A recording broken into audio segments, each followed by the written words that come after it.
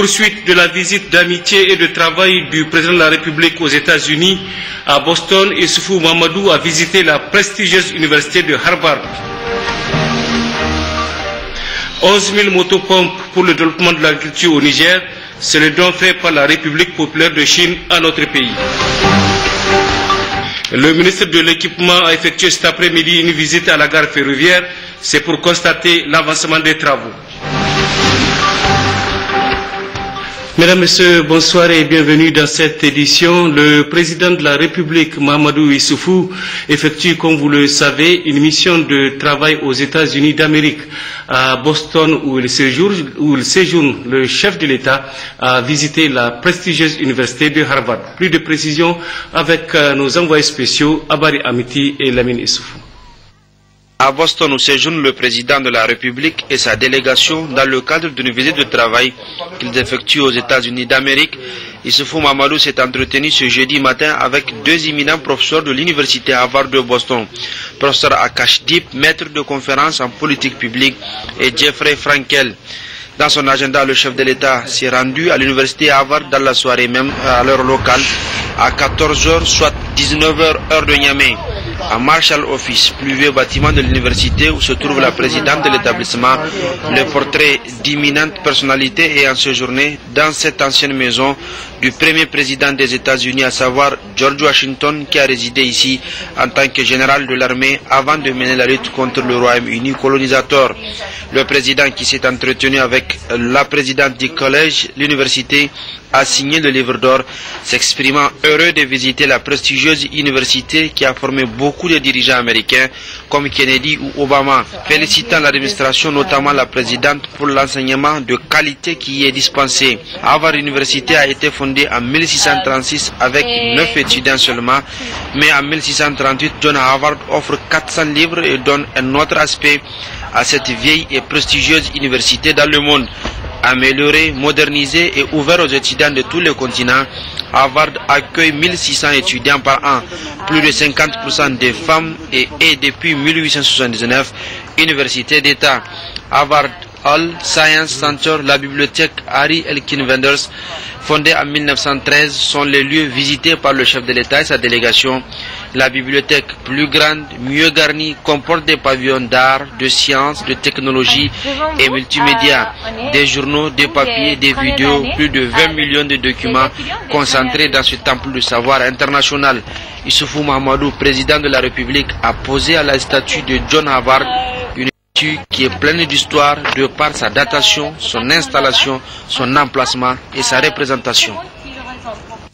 À Niamey, à l'Assemblée nationale, les travaux de la première session ordinaire au titre de l'année 2015 se sont poursuivis ce matin sous la conduite du président du Parlement, Amadou Salifou. Ce matin, les députés ont poursuivi les discussions entamées hier sur le projet de loi portant code de procédure civile. La ministre des Affaires étrangères, de la coopération, de l'intégration africaine et des Nigériens à l'extérieur, Madame Aïchatou Boulamakane, a le regret d'annoncer le décès survenu le 28 mars 2015 en Turquie du capitaine Bachir Salama, décédé de brûlures graves après un incendie survenu à son domicile à Abuja. Le capitaine Bachir Salama, affecté le 17 septembre 2014 à l'ambassade du Niger à Abuja en qualité de premier secrétaire, jouissait de l'estime de ses supérieurs hiérarchiques et de ses collègues de travail.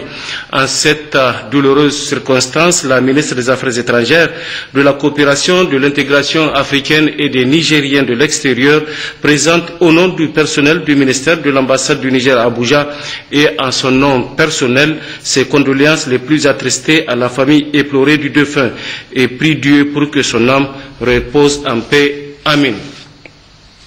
Sur financement du programme des Nations Unies pour le développement PNUD, la Commission nationale des droits humains vient de lancer son tout nouveau site web. C'était au cours d'une cérémonie qui a vu la participation du président du CC, des acteurs de la société civile et des partenaires techniques et financiers. Compte rendu, Nana Maria Moutari et Hassan Moussa. www.cndh-niger.com C'est le tout nouveau site web de la Commission nationale des droits humains CNDH, une initiative financée entièrement par le Programme des Nations Unies pour le développement PNUD et dont le but principal est de permettre à la population de saisir la CNDH en cas de besoin, notamment les violations des droits humains. Occasion donc pour le président de la Commission nationale des droits humains CNDH de rappeler la mission de son institution, l'importance d'une telle initiative, sa particularité et les liens avec les réseaux sociaux. De par ses attributions de protection et de promotion des droits humains, la CNDH reçoit des plaintes, mène des investigations sur tous les cas de violation des droits humains portés à sa connaissance, effectue des campagnes d'information et de sensibilisation sur l'ensemble du territoire pour non seulement être mieux connue du grand public, mais aussi mieux communiquer elle-même avec ce public. La Commission nationale des droits humains a, avec l'appui de son partenaire privilégié, qui est le Programme des Nations Unies pour le développement PNUD, décidé, en plus des autres stratégies de communication par elle développées, de se doter de ce précieux instrument de nouvelles technologies de l'information et de la communication NTIC à travers la création de ce site web. L'intérêt que vise le Programme des Nations Unies pour le développement PNUD pour ce site est d'améliorer l'efficacité des actions de la CNDH en faveur de la promotion et la protection des droits de l'homme au Niger. C'est pourquoi le PNUD, après avoir contribué à la création de la CNDH, vient une fois de plus à doter cette institution d'un site web. Depuis 2010, le PNUD appuie le processus de création de la CNDH. Nous avons contribué à tous les échanges relatifs à l'adoption de la loi. Nous avons aussi appuyé le processus dans le sens de le rendre conforme aux normes internationales. Le PNUD a aussi contribué dans ce cadre à l'élaboration du plan stratégique quadriennal 2014-2017, permettant ainsi de doter la Commission d'un outil indispensable, la mise en œuvre d'un plan d'action, dans lequel plan d'action le PNUD avait accepté de financer ce site web pour un montant de 10 745 700 francs CFA. Le PNUD, à travers cette initiative, vient de donner un nouveau visage à la CNDH qui servira désormais d'interface entre cette institution et les populations nigériennes. Le PNUD réitère une fois de plus à sa disponibilité à appuyer la CNDH aux futures élections générales. Le ministre d'État en charge de l'agriculture Alambay a réceptionné aujourd'hui 11 000 motopompes, un don du gouvernement chinois d'une valeur de 10 millions de yuan, soit 926 millions de francs CFA, en soutien à notre pays dans le développement de son agriculture. Le don a été remis par l'ambassadeur de la République populaire de Chine au Niger, Shi Hu, cet après-midi au cours d'une cérémonie qui s'était déroulée à la Caïma. Récit Gérard Ablaziz. Le Niger pourra davantage booster sa production agricole et assurer sa sécurité alimentaire grâce à la Chine qui vient de lui faire un important don de motopompes, 11 000 au total, d'une valeur de 926 millions de francs CFA. En signant l'acte, le diplomate chinois accrédité dans ce pays s'est appesanti sur la coopération sino-nigérienne, une coopération aussi vaste que profonde. Cette coopération a déjà porté des fruits abondants.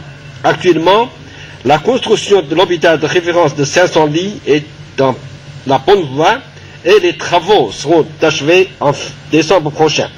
Une fois construit, cet hôpital d'une valeur totale de 450 millions de yuan, soit 41,6 milliards de francs CFA, deviendra le plus grand hôpital que la Chine avait jamais construit à l'étranger sous forme d'aide gouvernementale. De même, les projets financés par des prêts préférentiels du gouvernement chinois progressent dans de bonnes conditions, tels que le projet d'alimentation en eau potable de la ville de Zinter, le projet de construction de backbone national du Niger en fibre optique et le projet de construction de 2 lignes électriques de 133 kW Soral-Zinter et Maradi-Balbaza. Jusqu'à présent, les entreprises chinoises ont investi au total 4,7 milliards de dollars au Niger, apportant un soutien fort au développement socio-économique du pays. D'ailleurs, la Chine est devenue le plus grand investisseur du Niger, ainsi que son premier importateur et son deuxième partenaire commercial.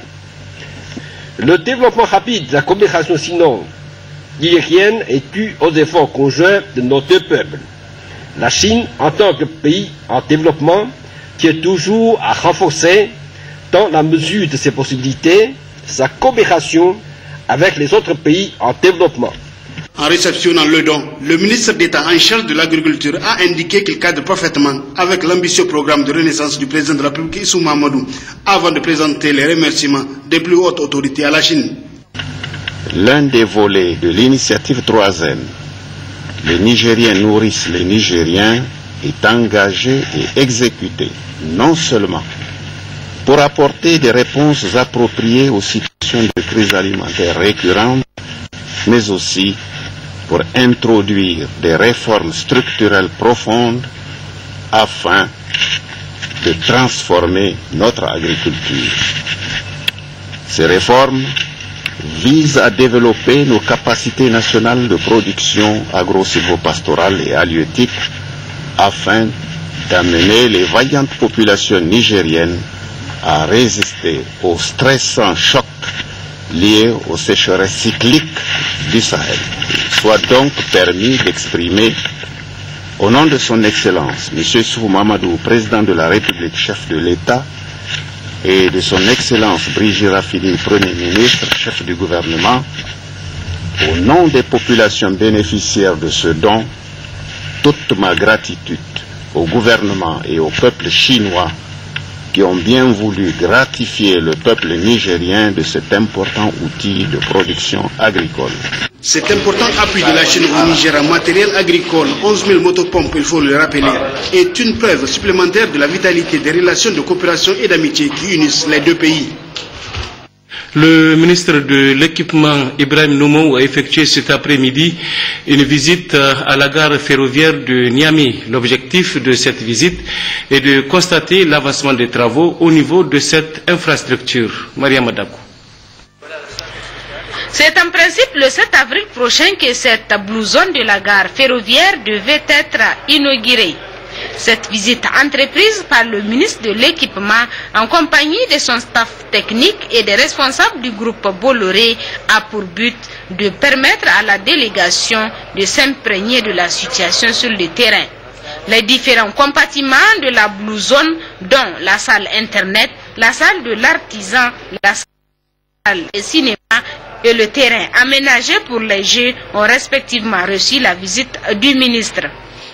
Il faut dire que c'est une Blue Zone entièrement dédiée aux jeunes nigériens. Vous avez vu avec nous les salles d'entrepreneuriat, les salles de soins, les salles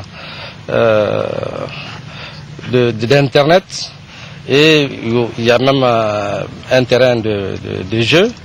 C'est-à-dire que c'est une Blue Zone entièrement dédiée à la jeunesse nigérienne. Et certainement avec son inauguration, les jeunes pourraient venir ici sur la Blue Zone se connecter, venir se divertir, venir pratiquer le sport. Et nous pensons que, comme il a été dit, c'est un endroit où pratiquement tout est gratuit pour les jeunes Nigériens. Je ne peux qu'appeler les Niamiens à venir ensemble avec nous le 7 avril pour l'inauguration de ce site et pour que les jeunes puissent s'épanouir, pour que les jeunes puissent tirer profit du grand profit par rapport à cela. C'est-à-dire que ce que nous venons de voir, en tout cas les travaux sont très avancés, on est au stade de finition Et nous pensons que d'ici la date de 7, tout sera dans les règles, tout sera terminé et que les uns et les autres pourraient utiliser en tout cas les bienfaits de cette Blue Zone. La Blue Zone de la gare ferroviaire de Niamey est un lieu de détente pour les jeunes. Une fois inaugurée, elle contribuera à l'épanouissement de la jeunesse. La ministre de l'enseignement primaire, de l'alphabétisation, de la promotion des langues nationales et de l'éducation civique a visité ce matin le chantier de l'école normale d'instituteurs de Niamey. Plus de précisions sur cette visite avec Oumou Jemila Moudanchirou. Le samedi 17 janvier 2015, la ministre de l'enseignement primaire, de l'alphabétisation, de la promotion des langues nationales et de l'éducation civique, Mme Ali Mariam El Haj Ibrahim, procédait à la pose de la première pierre de l'école normale d'instituteurs de Niamey. Cette visite de la ministre sur le lieu de construction intervient 2 mois après le début des travaux. Il s'agit pour la ministre de l'enseignement primaire de constater de visu l'état d'avancement des travaux. Les travaux sont vraiment bien avancés. Nous sommes agréablement surpris de constater le niveau d'exécution qui est de 40%, alors que le taux de consommation de crédit destiné à ces infrastructures n'est que de 28%. Nous profitons de cette occasion pour féliciter le consortium d'entrepreneurs à qui on a donné ces marchés. Nous les félicitons.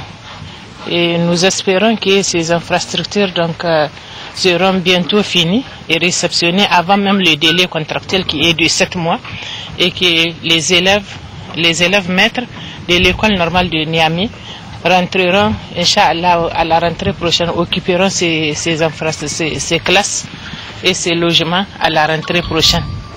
Donc, et nous nous réjouissons aussi qu'on ait prévu vraiment tout ce dont on a besoin pour assurer un encadrement de qualité. Pour le chef mission de contrôle des travaux, l'élu de Niamey, dont les travaux sont prévus sur 7 mois, sera réceptionné comme convenu. Comme vous le savez, il y a même des aléas liés à l'eau. Avec tout cela, nous sommes à un taux d'exécution aujourd'hui qui est plus que satisfaisant. Donc, comme vous l'avez constaté aussi, la qualité des travaux y est aussi, de par les matériaux qui sont utilisés, de par aussi la qualité de la main-d'œuvre qui est utilisée sur le chantier. Donc, nous sommes vraiment satisfaits et tout va bien. Le rythme soutenu, les classes seront réceptionnées, Inch'Allah, avant même la fin du délai. L'école normale de Niamey sera un complexe de 18 classes, d'un bloc administratif, des lots de 4 logements de fonction, d'un bloc infirmerie et d'un mur de clôture. Sa construction s'inscrit dans la concrétisation d'un engagement des autorités de la 7e République dans le domaine de l'éducation. Les assises du Conseil consultatif du commissariat à l'organisation du Hajj et de la Umrah ont pris fin mercredi dernier à Niamey. Elles ont été sanctionnées par d'importantes recommandations relatives à la bonne organisation du Hajj édition 2015. James Didier, Salif Garba. Après 2 jours d'échanges et de réflexions sur les préparatifs du Hajj édition 2015, les membres du conseil consultatif du commissariat à l'organisation du Hajj et de la Umrah ont examiné l'ensemble des points inscrits à l'ordre du jour qui portent sur un certain nombre de questions relatives à la bonne organisation du Hajj édition 2015. Le quota des pèlerins attribués au Niger est maintenu à 12 712. Chronogramme Hajj 2015. Le chronogramme Hajj 2015 défini par les autorités saoudiennes va du 19 avril au 28 octobre 2015.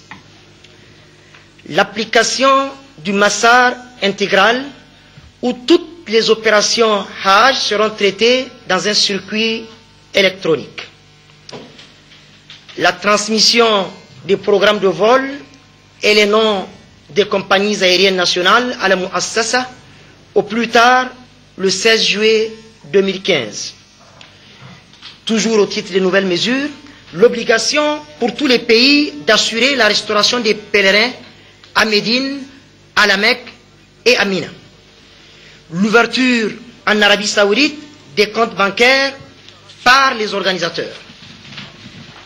La réservation ou la signature de contrats à Médine pour les organisateurs est soumise au programme de vol. L'acceptation par les autorités saoudiennes du principe du transport de l'eau de Zamzam dès la phase aller. Au plan interne, le comité a été informé de l'adoption par le COO d'un cahier de charges pour les agences de pèlerinage, tout comme de l'instauration d'une garantie bancaire de 3% du chiffre d'affaires de chaque agence. Pour cette année, le COO porte le seuil de convoyage à 500 pèlerins par agence ou groupe d'agences. Le comité a retenu comme date butoir des inscriptions des pèlerins pour le Hajj de cette année le 10 juin 2015. Outre ces résultats obtenus, les membres du Conseil ont formulé plusieurs recommandations. Au COO, sélectionner dans les meilleurs délais les compagnies aériennes nationales devant assurer le transport des pèlerins nigériens pour le Hajj 2015. Veiller au respect des dispositions contractuelles avec les compagnies aériennes.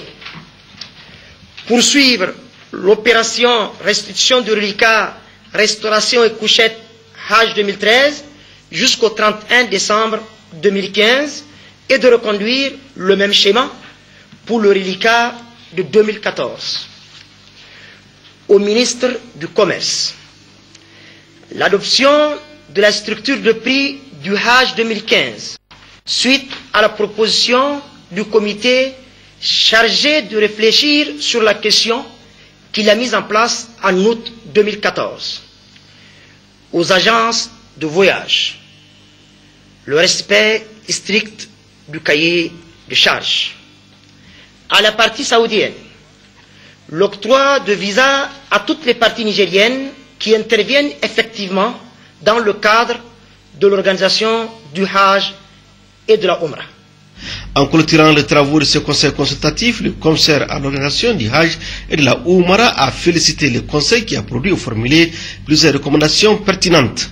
L'édition 2015 du Hajj, compte tenu des exigences du massar électronique, demande de notre part à tous une vigilance accrue et une communication soutenue si nous voulons éviter à nos compatriotes candidats au Hajj des désagréments, en tout cas si nous voulons les mettre dans des conditions idéales pour réussir leur Hajj. Le COHO a également formulé le vœu de voir l'application de toutes ces recommandations et solliciter le soutien de tous pour le bon déroulement du Hajj édition 2015. Le directeur de cabinet du ministère des enseignements professionnels et techniques a présidé ce matin une double signature de convention, l'une entre le PRODEC, projet de développement des compétences pour la croissance, et la Chambre de commerce, d'industrie et d'artisanat du Niger, et l'autre entre le PRODEC et l'Agence nationale pour la promotion de l'emploi ANPE. Le point avec nos reporters Jocelyne Amoussou et Hadiza Hamid. Par ces deux signatures de convention, le ministère des enseignements professionnels et techniques trouve une solution efficace et durable aux problèmes de sous-emploi, de chômage et de précarité chez les jeunes. Convention à 3 composantes, dont la première vise à rendre efficace la formation dite formelle. Son objectif est d'aider le gouvernement à satisfaire la demande de compétences dans les secteurs de l'économie à fort potentiel de croissance et à améliorer l'employabilité des jeunes en améliorant l'efficacité de l'enseignement technique et la formation professionnelle pour pouvoir renforcer le passage des apprenants de l'école au monde du travail. La seconde composante vise le renforcement des programmes courts de développement des compétences et d'apprentissage. Cette composante veut aider notre pays à satisfaire la demande de compétences dans les secteurs économiques à fort potentiel de croissance et d'emploi et à améliorer l'employabilité des jeunes en promouvant des programmes de renforcement de compétences et d'apprentissage à court terme.